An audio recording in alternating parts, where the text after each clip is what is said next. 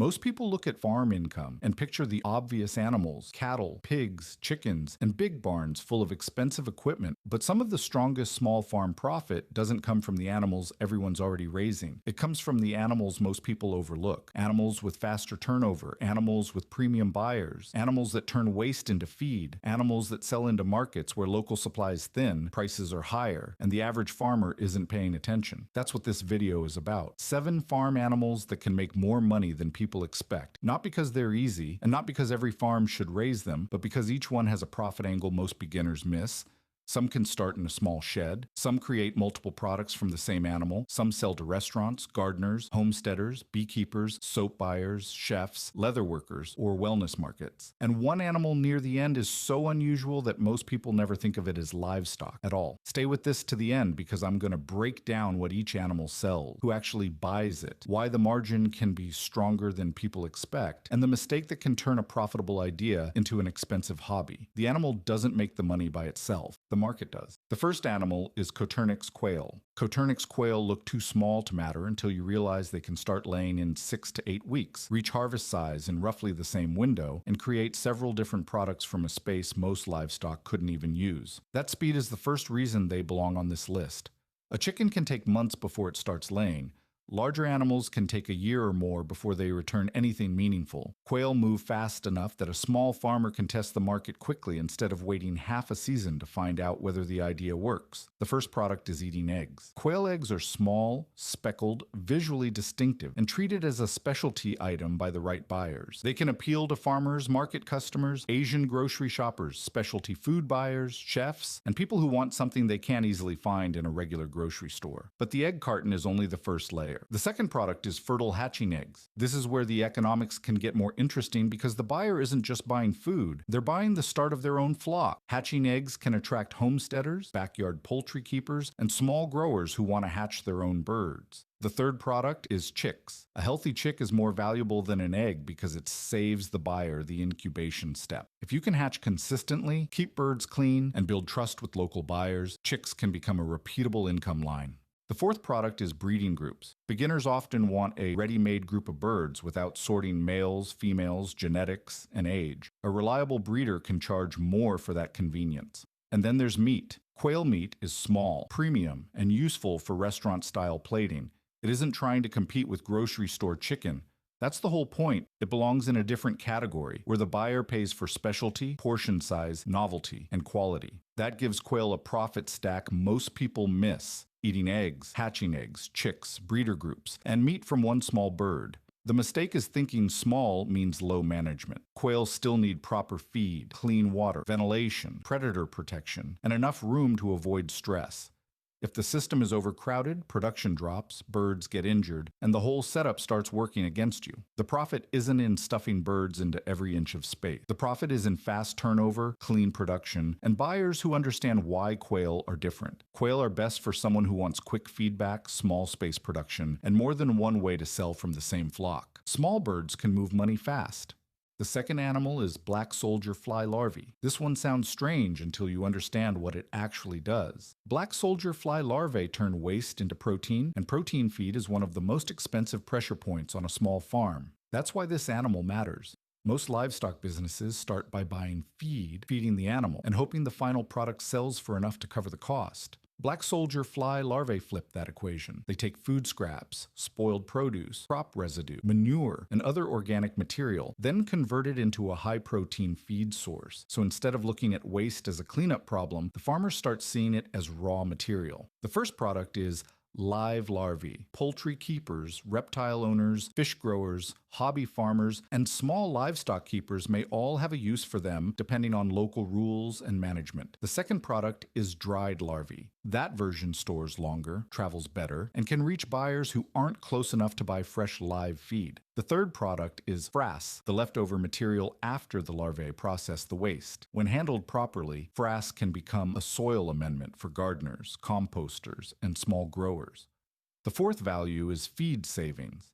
This is the part many people don't count, but they should. If you raise chickens, ducks, quail, or fish, every bit of protein you produce on site can reduce dependence on purchased feed. Sometimes profit doesn't appear as money coming in. Sometimes it appears as money that no longer leaves. That's the strength of black soldier fly larvae. They create a product while lowering a cost.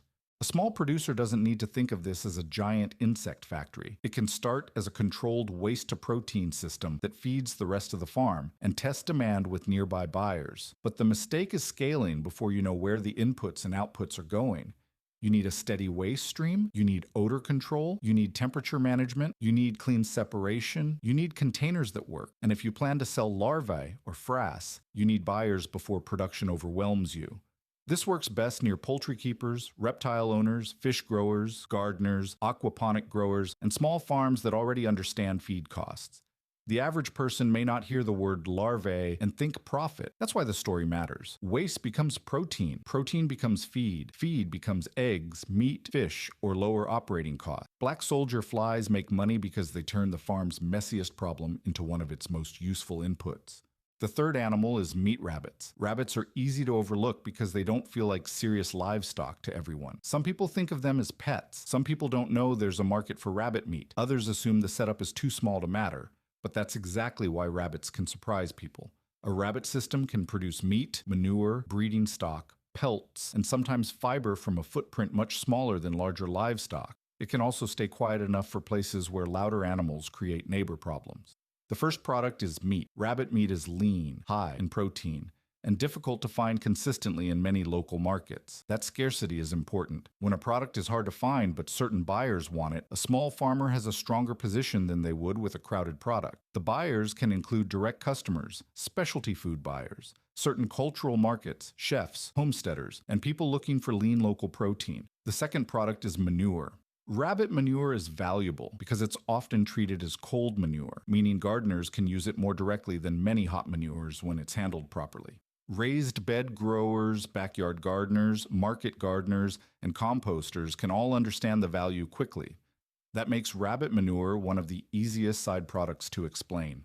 The third product is breeding stock. Some buyers don't want meat at all. They want healthy rabbits to start their own system. If you keep clean records, raise strong animals, and choose breeds people actually want, breeding stock can become a serious part of the business. The fourth product can be pelts or fiber, depending on the breed. That isn't always the main income stream, but it can add another buyer category for crafters, fiber users, or people interested in natural materials. The reason rabbits work isn't just that they reproduce quickly. That can actually become the danger. A fast-breeding animal is only profitable when the market is ready. If the animals multiply faster than the buyers appear, the system becomes expensive, crowded, and stressful. That's the mistake, breeding first and marketing later. The doe producing litters doesn't mean the business is working.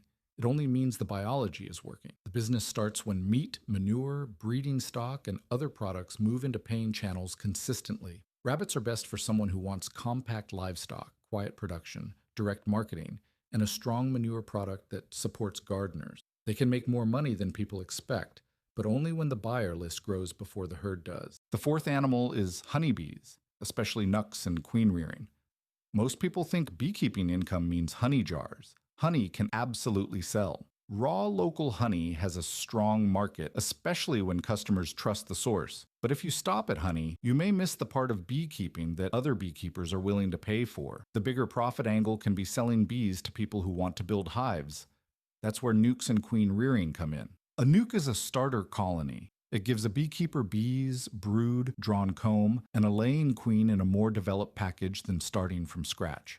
Every spring, new beekeepers and expanding beekeepers need reliable colonies. In many areas, good nukes are spoken for early because serious buyers don't want to wait until the season is already moving. That creates a seasonal demand spike. Queen rearing goes even deeper. A strong queen determines the future of a hive. Beekeepers need queens for splits, replacements, expansion, and recovery after losses.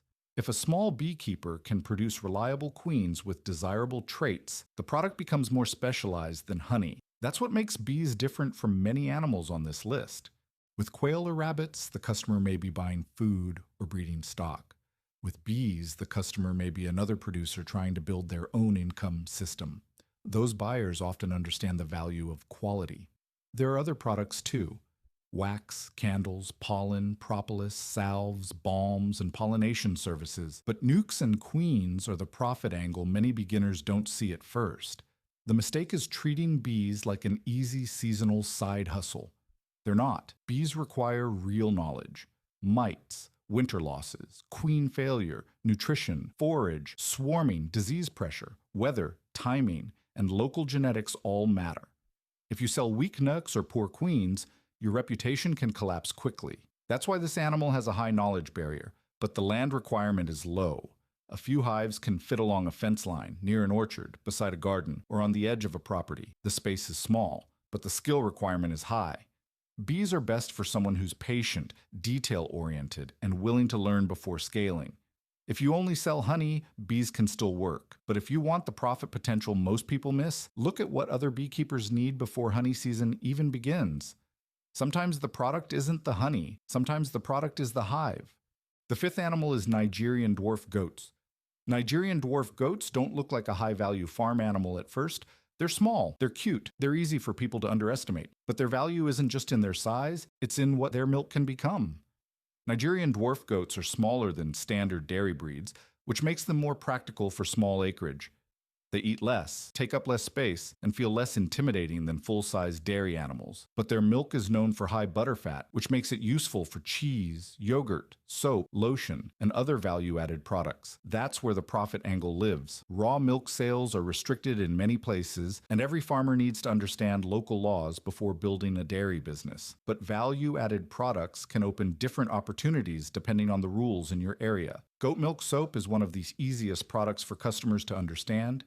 It's shelf-stable, it can be branded, it can be sold at market, it can be packaged beautifully, and it lets a small farm turn milk into something that looks and feels like a premium product. Cheese, yogurt, lotion, and other dairy-based goods may have even more value, but they also come with more rules, equipment, and sanitation requirements. Then there's breeding stock. Nigerian dwarf goats are popular with homesteaders, small acreage owners, and people who want dairy without committing to a full-size cow. Healthy kids from good lines can sell well when the herd has a reputation for quality, temperament, and production. Goats also create land value. They browse brush, brambles, vines, weeds, shrub, and rough growth that other animals often ignore. On a small property, clearing that growth can open space, reduce manual labor, and turn an overgrown edge into usable land. That value may not always show up as a direct sale, but it still changes the economics of the farm. The mistake is underestimating management.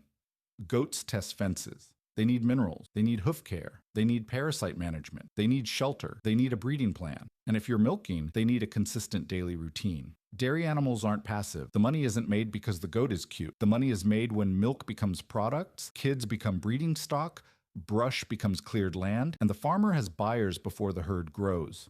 Nigerian dwarf goats are best for someone who wants small dairy, value-added products, and a direct market brand. The goat gets attention. The product creates the profit. The sixth animal is heritage pigs. A regular pig can become pork. A heritage pig can become a premium product. That's the difference. Most pork is treated like a commodity. Grocery store bacon, chops, ground pork, and low-price cuts are everywhere. Competing with that market is hard because large producers already win on scale. Heritage pigs aren't trying to win that game. Breeds like Mangalitsa, Konekune, Mulefoot, Gloucestershire, Old Spot, Tamworth, and other heritage lines can offer flavor, fat quality, story, and scarcity that commodity pork doesn't provide. That makes them attractive to chefs, whole animal butchers, specialty meat buyers, direct customers, and farm-to-table markets. The first profit angle is premium meat. The buyer isn't looking for the cheapest pork in the freezer. They're looking for pasture-raised pork, unusual breeds, better fat, richer flavor, or a farm they can trust. The second profit angle is whole and half-hog sales. These can simplify marketing because one buyer takes a larger share of the animal. Instead of chasing dozens of small sales, the farmer can lock in bigger commitments before processing. The third angle is value-added products.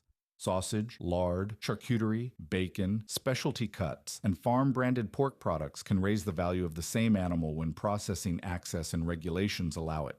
The fourth angle is farm resource use. Depending on the breed and setup, pigs can use fallen fruit, garden excess, pasture, acorns, crop residue, dairy surplus, and other farm outputs. That doesn't make them free to feed, but it can reduce waste and create a stronger story. The mistake is raising premium pork without premium buyers. That's where many farmers get trapped. They spend money raising special animals, then try to sell them to people who only care about cheap meat. That kills the margin. A heritage pig business needs buyers before the pigs reach market weight. Chefs, butchers, direct customers, and whole hog buyers need to be lined up early. Pigs also need serious infrastructure, strong fencing, water, shade, space, feed planning, ground management, processing access, and safe handling all matter. If pigs stay too long in one place, they can damage land quickly. This isn't a casual animal, but for the right farm, heritage pigs can make more money than people expect because they aren't selling ordinary pork. They're selling scarcity, flavor, story, and trust. The seventh animal is emus. Emus are the animal on this list most people are least prepared to take seriously. They're large, they're strange, they don't look like normal small farm livestock, and for many farmers, that's enough to ignore them completely. But the profit potential isn't in being normal. The profit potential is in having several unusual products from one animal. The first product is meat. Emu meat is lean, red, and often marketed as an alternative to beef for buyers who want something unusual, high protein, and lower in fat. The second product is oil. Emu oil is used in skincare, cosmetics, massage products, and natural wellness markets. This is one of the major reasons emus show up in profit-focused livestock discussions. Oil gives the animal a product line that most livestock can't offer. The third product is hides and leather. Emu leather has a distinctive look and can be used by leather workers, crafters, and specialty product makers. The fourth product is eggs. Emu eggs are large, dark green, and visually striking. Some buyers want them for eating, but many want the shells for carving, art, display, or craft work. The fifth product is chicks and breeding stock. Because the emus are uncommon, buyers who want to start with them may have fewer local suppliers to choose from. That's the upside. Meat, oil, leather, eggs, chicks, and breeding stock from one unusual bird. But this is also the highest risk animal on the list. Emus need strong fencing, space to move, safe handling, breeding knowledge, winter and climate planning depending on region, and a realistic buyer strategy. Processing can also be a major barrier. If you can't legally and practically process and sell the products in your area, the numbers don't matter. The biggest mistake is falling in love with the weirdness before confirming the market. A strange animal isn't automatically a profitable animal. It becomes profitable only when the buyer exists, the processing path exists, and the farmer can manage the animal safely. Emus are best for someone who already understands livestock, has enough space, can invest in fencing, and wants a high curiosity product line that almost no nearby farm is offering. They aren't the easiest animal here, but they may be the one that gets people to stop scrolling, ask questions, and remember the farm. In a niche market, attention can become an advantage. Now let's break down which animal fits which goal. If you want the fastest turnaround, Coturnix quail are the strongest fit. They mature quickly, lay early, and let you test eggs, chicks, breeder groups, and meat without waiting years. If you want the best waste-to-profit system, black soldier fly larvae are hard to ignore. They take organic waste and turn it into protein, frass, or lower feed costs. If you want quiet meat production in a small footprint, rabbits make the most sense. But only if you build the market before you build the herd. If you want a skill-based animal with strong spring demand, honeybees can become much more than honey. Nukes and queens are where the business starts getting more serious. If you want value-added products and small dairy appeal, Nigerian dwarf goats can work well, especially when milk becomes soap, cheese, yogurt, or breeding stock. If you want premium meat and chef-driven demand, heritage pigs are one of the strongest options, but they need the right buyer before they need more pigs.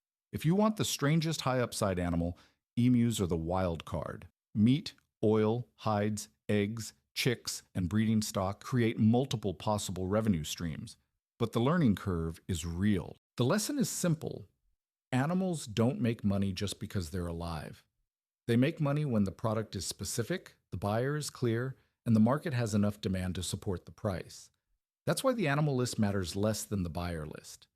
Before you buy the first bird, rabbit, goat, pig, hive, or emu, ask who's already looking for the product. Ask what they pay. Ask how often they buy. Ask whether you can deliver consistently. Ask what regulations apply. Ask what happens if the product doesn't sell. That's how you separate a farm business from an expensive hobby. Start small, test demand, build the buyer list, then scale the animal the market actually wants.